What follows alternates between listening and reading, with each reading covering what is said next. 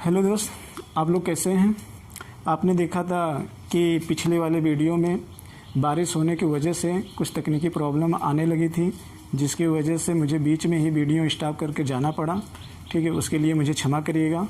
अगर वीडियो की क्वालिटी आपको अच्छी नहीं लगी होगी तो आप मुझे कमेंट करके बताइएगा, हम दोबारा वो वीडियो का टॉपिक आपके सामने प्रस्तुत करेंगे। तो आइए हम देखते हैं कि पिछले वाले वीडियो में जहां शुरू हुआ था उसी के आगे हम इस टॉपिक को लेके चलते हैं। हाँ, ये था कि इसके पिछले वाला वीडियो पार्ट ए हो जाएगा। पार्ट ए का मतलब कि अलग अलग आयु में सफलता का अलग अलग प्रतिशत का पार्ट ए हो जाएगा और उसके आगे का जो भाग है वो पार्ट बी में आ जाएगा। क्लियर।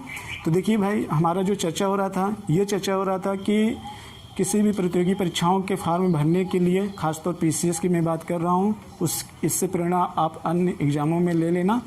तो फॉर्म जो भरना चाहिए वो कब भरना चाहिए, क्यों भरना चाहिए, कैसे भरना चाहिए, इसके लिए मैंने आपको ये बताया था कि दो चीज़ों को ध्यान में आपको रखना होगा। वो दो चीज़ क्या थी भाई? दो चीज़ ये थी कि विषयों की समझ कैसी होनी चाहिए, यानी कि फॉर्म भरने के लिए विषयों की समझ कैसी होनी चाहिए, और दूसरा स्टेप है कि तैयारी करने वाले विद्यार्थी का वातावरण कैसा होना चाहिए। तैयारी करने वाले विद्यार्थी का वातावरण कैसा होना चाहिए। तो विषयों की समझ पर हमने चर्चा कर लिया था। आइए तो अब हम इसके आगे चर्चा करते हैं। तैयारी करने वाले विद्यार्थियों का वातावरण किस प्रकार होना चाहिए। देखिए भाई, ये जो टॉपिक है बहुत इम्पोर्टेंट है। क्यों इम्पोर्टेंट है? कारण ये है कि इसके ऊपर ये चीज़ ज़्यादा डिपेंड है। विषयों की समझ तो होनी चाहिए, ये भी इतना ही ज़्यादा महत्व है जितना कि इसका महत्व है। इसका महत्व है क्योंकि इसी के बल पर इसकी समझ आप विकसित कर पाओगे। कहने का मतलब कि अगर आपका वातावरण अच्छा नहीं होगा, आपके तैयारी करने का विद्यार्थी का वातावरण अच्छा नहीं होगा, तो ये चीज़ समझ नहीं पाएंगे। वातावरण का मतलब कैसा है? वातावरण का मतलब ये है कि वो विद्यार्थी के संपर्क में आने वाले किस प्रकार के लोग हैं। कहने का मतलब उसको किस प्रकार के गुरु मिले, उसको किस प्रकार के मित्र मिले, और उसके घर का वातावरण किस प्रकार का था। ठीक है, तो यहाँ पे हम मुख्य रूप से तैयारी करने वाले विद्यार्थियों के लिए दो तरीके के पर्यावरण पर चर्चा करेंगे। एक तो सामाजिक पर्यावरण के बारे में, एक प्राकृतिक पर्यावरण के बारे में। प्राकृतिक पर्यावरण भी काफ़ी ज़्यादा इंपॉर्टेंट रखता है। जैसे शोरगुल ना हो, वातावरण खूबसूरत हो, वहाँ पे थोड़ा हरियाली वगैरह हो, तो वहाँ पे भी मन वगैरह बढ़िया से लगता है। ये एक शुद्ध वातावरण की मैं बात कर रहा हूँ। पोल्यूशन से काफ़ी दूर हो, इससे तनाव कम हो। ठीक है, ये होना चाहिए। लेकिन जो मेरा मेन टॉपिक है वह है सामाजिक पर्यावरण। सामाजिक पर्यावरण में हम किसी फैमिली बैकग्राउंड के इकोनॉमिक को यहाँ पे ध्यान में नहीं रख के चलते हैं, क्योंकि मेरा मानना है कि सफलता होने के लिए आर्थिक संसाधनों से कहीं ज़्यादा इम्पोर्टेंट ये होता है कि उस घर में एक शिक्षा का वातावरण होना चाहिए। एक शिक्षा का वातावरण ही आपको कम समय में प्रतियोगी परीक्षाओं में सफल बना सकता है। आर्थिक उतना ज़्यादा मैं महत्व नहीं देता हूँ जितना कि मैं ज्ञान का महत्व देता हूँ। उस परीक्षा संबंधित ज्ञान से संबंधित महत्व है। तो वो वातावरण आपका होना चाहिए, जिसको मैंने 3 भागों में बांटा गया है। शिक्षा के आधार पर ही हम सामाजिक वातावरण को 3 भागों में बांटा गया है। ध्यान से देखिएगा। एक मैंने लिखा है प्रतियोगी संस्कार।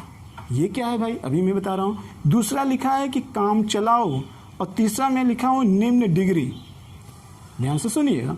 कहने का मतलब ये है कि जो विद्यार्थी तैयारी करते हैं, इतनी बड़ी परीक्षा है, इतने लोग परीक्षा एग्जाम में बैठते हैं, तो हर विद्यार्थी तो निश्चित नहीं है कि उसको जो वातावरण मिला है वो समान मिला होगा। अलग अलग मिलता है, अलग अलग उसको वातावरण मिलता है, और इसी वातावरण में वो उसके सामने चुनौतियां उत्पन्न करती है।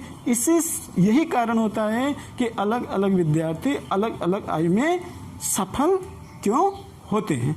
तो आते हैं, देखते हैं प्रतियोगी संस्कार का मतलब क्या है। प्रतियोगी संस्कार का मतलब ये है कि जो एक विद्यार्थी है उसके घर का वातावरण कैसा है। उसके घर का वातावरण अगर प्रतियोगिता का वहाँ पे माहौल होगा तो वहाँ पे डिबेट ज़्यादा होंगे, वहाँ पे डिस्कशन ज़्यादा होंगे, वहाँ पे उस तरीके का वातावरण हमेशा बना रहेगा, प्रत्यक्ष और अप्रत्यक्ष रूप से।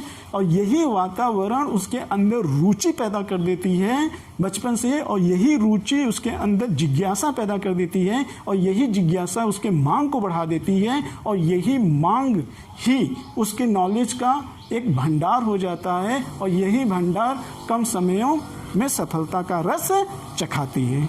जी हाँ, मैं समझता हूँ आप समझ गए होंगे। तो प्रतियोगी संस्कार में दो तरह के विद्यार्थी को वातावरण मिल सकता है। ध्यान से सुनिएगा।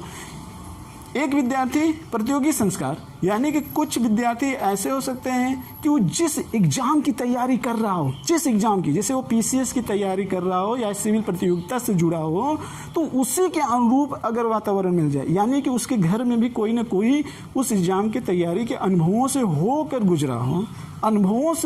गुजरा हो और वो अपने घर में उस तरीके का वातावरण बना के रखता हो, तो ज़्यादा चांस है उस घर में उस विद्यार्थी का सफल होने का, वो भी कम समय में।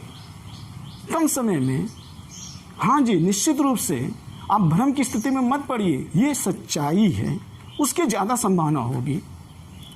क्योंकि वो उसके पास ज़्यादा अनुभव है, उसने आने वाली तैयारियों में तमाम प्रकार की चुनौतियों का सामना किया है, वो आपके मनोभावों को समझता है, वो आपको एक बेटर रास्ता बता सकता है, और खासकर बेटर रास्ता वो जिसके हित में अपना हित जुड़ा हो, जिसके सम्मान में अपना सम्मान जुड़ा हो। जहाँ ये भाव हो जाए तो फिर वहाँ देने में कैसे हिचक, वो तो दोनों हाथों से लुटाएगा। देने में हिचक वहाँ होती है जहाँ पर उसके देने के बाद मुझे किसी की उम्मीद नहीं होती है। वो भी देते हैं तो कंजूसी के साथ, बाजार के आधार पर। इसलिए आप भ्रम जाल में मत पड़िए। तो समझिए यहाँ पर कि अगर उसी के अनुरूप उस विद्यार्थी को वातावरण मिल जा रहा है, तो मेरा मानना है, मैं अपने आप को रख कर देख रहा हूँ कि अगर मुझे उस चीज़ का अनुभव है और कोई विद्यार्थी मेरे अंडर में रह के काम कर रहा है, तो वो चीज़ मैं 5 साल में दे सकता हूँ। क्योंकि अभी मैंने जस्ट इसके पहले विषयों की समझ के बारे में चर्चा किया था। दूसरा देखिए, प्रतियोगी संस्कार का मतलब, दूसरा कहने का मतलब ये है कि जैसे किसी के घर में डॉक्टर हैं, इंजीनियर हैं, या अन्य प्रतियोगिता एग्जाम से जुड़े हैं, या वो अपने घर में प्रोफेसर हैं, बट उनको सिविल एग्जाम का एक्सपीरियंस नहीं है। उनको पर्टिकुलर किसी विषय का अच्छी तरीके से बढ़िया समझ है, अंडरस्टैंडिंग भी है, लेकिन उनके घर में एक सिविल का अनुभव नहीं है बेहतरीन तरीके से। तो ऐसे विद्यार्थी को थोड़ा इस विद्यार्थी के अपेक्षा, अनुरूप वाले की अपेक्षा, जिसके घर में ऑलरेडी पहले से सिविल सर्विसदार है, सर्वेंट है, नौकरी पाए हुए हैं, उसके अपेक्षा इनको थोड़ा कम वातावरण मिलेगा। जब थोड़ा कम मिलेगा तो इसका मतलब क्वालिटी भी घट जाएगी, इसका मतलब सफलता होने में और अधिक टाइम लगेगा। हाँ, अपवाद और अफवाहों के चक्कर में मत पड़ना। जो चीज़ रियलिटी है उसका सामना करना सीखो आप। तो इनको कम समय लगेगा, इनके अपेक्षा इनको अधिक समय लगेगा, जिनके घर में डॉक्टर, इंजीनियर हो, या तो कोई टीचर वगैरह हो। लेकिन जिनके घर में IAS और PCS है, उसको कम समय लगेगा इनके कंपेरिजन। और मैंने कहा, मैं सिर्फ शिक्षा वातावरण को ध्यान में रख रहा हूँ और इकोनॉमी को ध्यान में रख कर नहीं चल रहा हूँ, और ना तो मैं सामाजिक वातावरण यानी कि धार्मिक के संदर्भ को लेकर चल रहा हूँ। सिर्फ शिक्षा के आधार पर मैं कह रहा हूँ। दूसरा है काम चलाओ। बहुत सारे ऐसे विद्यार्थी हैं जो सिविल प्रतियोगी परीक्षा में जाने के इच्छुक हैं, उसकी तैयारी भी कर रहे हैं, उसका फॉर्म भी डाल रहे हैं, लेकिन वो ऐसे समाज से बिलोंग करते हैं, ऐसे वातावरण से बिलोंग करते हैं जहाँ पे काम चलाओ डिग्री होती है। काम चलाओ डिग्री का मतलब भाई, काम चलाओ का डिग्री का मतलब ये हुआ एक तरीके से कि उनके पास उच्च डिग्री तो होती है। बहुत सारे हैं कि उच्च डिग्री होती है, मुझे स्नातक कर लेते हैं, PG कर लेते हैं, ठीक है, और BEd वगैरह कर लेते हैं। उच्च डिग्री होती है, लेकिन उनके अंदर प्रतियोगिता का जज्बा नहीं होता है, प्रतियोगिता का अनुभव नहीं होता है। उच्च डिग्रियां होते हैं, बहुत सारे होते हैं कि जिनके फादर MA BA वगैरह करके छोड़ देते हैं, उनके एजुकेशन का मामला होता है, लेकिन उनको प्रतियोगिता का अनुभव नहीं होता है। ऐसे भी विद्यार्थी तैयारी करते हैं, ऐसे ही घर से बिलोंग करते हैं। तो इन विद्यार्थियों को एग्ज़ाम में क्वालिफाई करने के लिए इनके अपेक्षा अधिक समय लगेगा। देखिए, जो मैं बात कर रहा हूँ तर्क पे बात कर रहा हूँ, तर्क पे बात कर रहा हूँ, इस पर ज़रा विचार करिएगा। फिर मैं कह रहा हूँ अपवाद और अफवाहों के चक्कर में पड़िएगा। अच्छी लगे तो कमेंट करिएगा और बुरी लगी तब भी कमेंट करिएगा। तो इसके अपेक्षा इनको अधिक समय लगेगा। और जिनके घर में 10वीं और 12वीं या और निम्न स्तर की डिग्रियां होगी, तो जाहिर सी बात है इनका शिक्षा का लेवल इनके इतना ज़्यादा नहीं होगा। यानी कि ऐसे विद्यार्थी को यहाँ पे प्रतियोगिता का वातावरण जो होगा वो कम मिलेगा। क्यों? कारण ये है कि जो उस क्षेत्र से गुजरा है वो आपको ज़्यादा उस तरीके के मनोभावों को समझता है, और जो इस तरह के हैं वो आपके मनोभावों को नहीं समझ सकते हैं कि इतनी बड़ी परीक्षा की तैयारी करने के लिए इस विद्यार्थी को किस तरीके का वातावरण देना चाहिए। तो इनकी कैटेगरी अलग अलग होती है, जिसकी वजह से तैयारी करने वाले जो विद्यार्थी होते हैं वो काफ़ी ज़्यादा भ्रम की स्थिति में रहते हैं, और ये भ्रम उनके अपने लोग देते हैं। और कुछ लोग ऐसे होते हैं जिनके अंदर किसी नाम का भ्रम नाम का चीज़ नहीं रहता है, उनको अपने लक्ष्य के अलावा कुछ दिखाई ही नहीं देता है। और बहुत लोग ऐसे हैं कि जो लक्ष्य देखते हैं लेकिन उनको देखने के लिए मजबूर ही नहीं किया जाता है, बल्कि बाधा कर दिया जाता है। लक्ष्य को देखने के लिए मजबूर नहीं, बल्कि उसमें बाधा डाल दिया जाता है ताकि वो अपने लक्ष्य को प्राप्त न कर पाए। हालांकि उनका मनोभाव तो नहीं होता। मैं मनोभाव के यहाँ पे दोष नहीं दे रहा हूँ। कौन नहीं चाहेगा कि हमारा लड़का IAS न बने? कौन नहीं चाह रहा कि हम भेजे भी हैं तो तैयारी करने के लिए? हर काम चाहने से नहीं होता है, हर काम चाहने से नहीं होता है। साक्षात्कार होना चाहिए उस चीज़ का, और साक्षात्कार करने के लिए एक ज्ञान का लेवल होना चाहिए। और जब तक ज्ञान नहीं होगा तब तक साक्षात्कार नहीं होगा, और तब तक आप भ्रम की स्थिति में रहोगे और तनाव की स्थिति में रहेंगे। ऐसे स्थिति में विद्यार्थियों का अलग अलग वातावरण बनता है, और यही कारण होता है कि अलग अलग विद्यार्थी अलग अलग आयु में सफल क्यों होते हैं। और इसीलिए मैं ड्रीम ऑफ भारत चैनल के माध्यम से हम वो भ्रम की स्थिति को दूर करने के लिए यहाँ पर उतरे हैं कि जो चुनौतियों का सामना मैं किया हूँ वो आने वाले समय में लाखों विद्यार्थी न कर पाए। इस पर आप थोड़ा सा विचार विमर्श करिएगा, और ये रेशियो भी आप निकाल लीजिएगा। ये रेशियो जरूर निकालिएगा कि कितने बच्चे ऐसे होते हैं जो 5 साल की तैयारी में निकलते हैं, कितने ऐसे बच्चे होते हैं जो 8 साल में निकलते हैं, कितने ऐसे बच्चे होते हैं जो 10 साल में निकलते हैं, ऐसे कितने बच्चे होते हैं जिनको लास्ट अटेम्प्ट मिल जाता है। आपके तर्क विभिन्न प्रकार के तर्क हो सकते हैं, मैं उस पर उंगली नहीं उठा सकता हूँ, लेकिन हाँ, सारे तर्कों में जो ये तर्क है ये बहुत ज़्यादा प्रभावशाली है, ये ज़्यादा प्रभावशाली है। इस चीज़ को आपको एक्सेप्ट करना होगा निश्चित रूप से।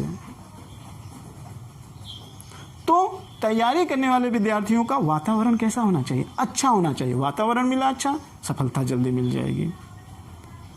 किसी भी विद्यार्थी की तैयारी करने का बुद्धि का लेवल ऐसा नहीं होता कि बहुत ज़्यादा ऊंचा नीचा होता है। ऊंचा नीचा बहुत ज़्यादा नहीं होता है। जेनेटिक का प्रभाव बहुत कम पड़ता है, लेकिन वातावरण का प्रभाव बहुत ज़्यादा पड़ता है।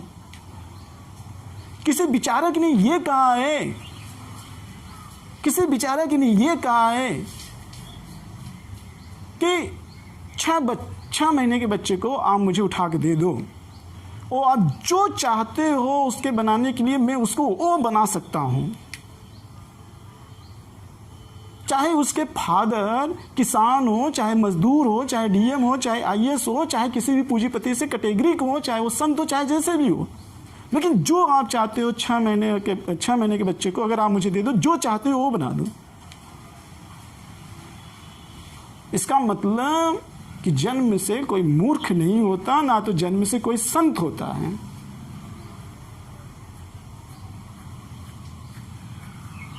तो होता किससे है? समाज। जैसा समाजशास्त्री में इमाइल दुर्खिम ने कहा है कि समाज व्यक्ति को ही प्रभावित करता है।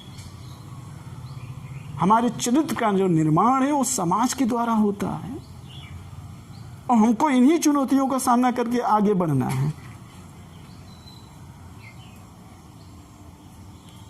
तो जिस बच्चे का जिस तरीके का संस्कार होगा उस बच्चे के उस संबंधी सफलता होने की चांस ज़्यादा होंगे, जिसका मैंने यहाँ पे विश्लेषण करके बताया। मुझे लगता है ये बात आपको समझ में आ गई होगी। इस पर जरूर विचार विमर्श करिएगा। क्लियर। नेक्स्ट टाइम में हम आपको ये बताएंगे कि गणना करके निष्कर्ष तक पहुंचना। अब ये क्या है? गणना करके निष्कर्ष तक पहुंचने का मतलब ये कि इसे सबका टाइम मैनेजमेंट करूंगा, टाइम मैनेजमेंट, और इसी टाइम मैनेजमेंट के आधार पर कैलकुलेशन पर हम आपको ये बताने का प्रयास करेंगे कौन विद्यार्थी को, किस टाइप के विद्यार्थी को 5 साल, किस टाइप के विद्यार्थी को 8 साल, किस टाइप के विद्यार्थी को इतना लग जाता है, उसका विस्तृत रूप से विश्लेषण करके अगले वाले वीडियो में बताएंगे।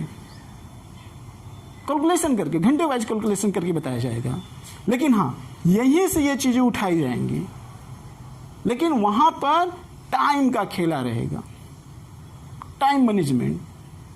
जैसे होगा ना कि आप इसको सिद्ध करिए, तो वो चीज़ को मैं यहाँ पे सिद्ध करने का प्रयास करूँगा और यहाँ से करके सिद्ध करके निष्कर्ष तक पहुँचूंगा। आप ये कर सकते हो कि ये सारी चीज़ें पूरी तरीके से एक तरीके से पृष्ठभूमि है, टेलर है। असली फिल्म यहाँ से स्टार्ट हुई, इंटरवल के बाद, इंटरवल के बाद यहाँ से भी स्टार्ट होगी, जिसमें से 3 चीज़ों को आपको ध्यान में रखना होगा। प्रतिदिन पढ़ाई कितना करना है, एक चीज इस पर चर्चा होगी। दूसरी चर्चा ये होगी सफलता के लिए सिलेबस एवं समय का अनुपात प्लस उस पर समाज का प्रभाव। फिर से सुन लीजिए, सफलता के लिए सिलेबस एवं समय का अनुपात, उसके ऊपर समाज का प्रभाव। इसके आधार पर यहां पे टाइम मैनेजमेंट होगा। फिर निष्कर्ष पहुंचेंगे और निष्कर्ष के माध्यम से आप को पूरी तरीके से संतुष्ट करने का प्रयास करेंगे कि हाँ, ये निश्चित है कि सर जो बता रहे हैं ये सही है। और जब सही है तो आप बाजारवाद से दूरी बनाएंगे, आप हकीकत का सामना करेंगे और सपनों से दूर रहेंगे। आप कहेंगे सर इतना भारी भरकम बताने से आप मेरे आत्मविश्वास को कमजोर कर रहे हैं। नहीं दोस्त, गलत सोच रहे हो। कोई किसी के आत्मविश्वास को कमजोर नहीं करता है। अगर आपके अंदर जुनून है, उस चीज़ के पाने की ललक है, तो आपके अंदर आत्मविश्वास रहेगा। मेरे ये बताने से आपके आत्मविश्वास के डगमगाना नहीं होगा।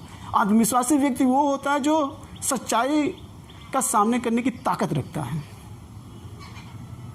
मैं तो आपका आत्मविश्वास न गिरे आने वाले समयों में, उसके लिए बताया जा रहा है कि आपका आत्मविश्वास न गिरे आगे वाले समय, आपका आत्मविश्वास न टूटे।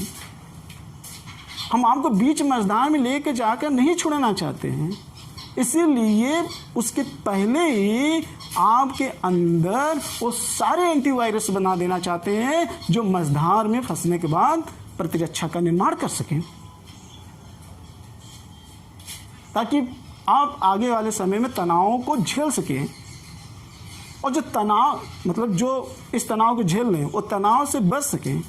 और उसके अलावा आने वाले जो अगर ये जान गए तो उनको तनाव ज़्यादा लेना नहीं पड़ेगा। और जो तैयारी करते समय इस तनाव को झेल लें, वो यहाँ से अपने आप को थोड़ा से संतुष्ट करेंगे। और जो तैयारी करना प्रारंभ किए हुए हैं या जो जा रहे हैं इस क्षेत्र में तैयारी करने के लिए, उनके लिए ये वीडियो बड़ा ही प्रेरणादायक होगा। हाँ जी, बहुत ही प्रेरणादायक। 2 तरीके से। पहली चीज़, तनाव उनको नहीं लेना पड़ेगा। दूसरी चीज़, आत्मविश्वास उनका मजबूत हो जाएगा। और जहाँ आत्मविश्वास है वहाँ सफलता है। बस आपके अंदर एक परिश्रम और दूसरी रुचि। परिश्रम अगर रुचि होगी तो आप निश्चित रूप से सफल होगे। और ये दोनों के लिए किसकी आवश्यकता पड़ेगी? रणनीति की। प्रतियोगी परीक्षा पाठ्यक्रम संबंधी रणनीति।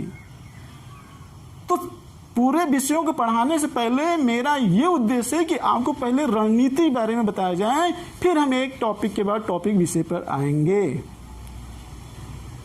फिर देखिएगा वहां पे कितना मजा आता है। तो कल के वीडियो में ये चर्चा होगी, गणना करके निष्कर्ष तक पहुंचना। यही के साथ हम अपना वीडियो समाप्त कर रहे हैं। फिर हम आपसे नेक्स्ट टाइम में मिलेंगे इस वीडियो के साथ। जय भारत, जय हिंद।